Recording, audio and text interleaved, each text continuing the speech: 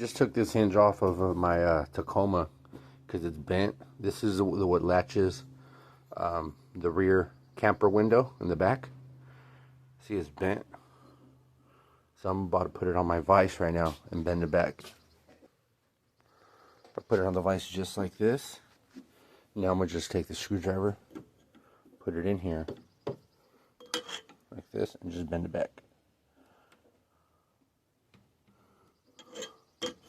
Is that all we needed? That's it. Let's check it out.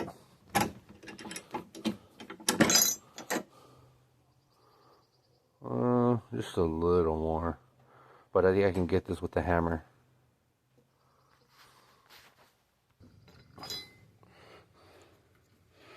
So that little bit right there, I think I can get it with this hammer here.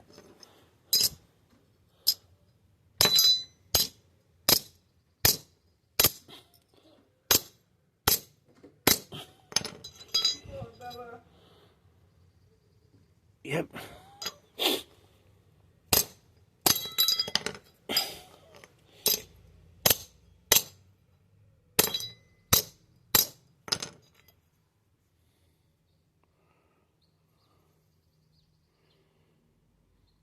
There it is.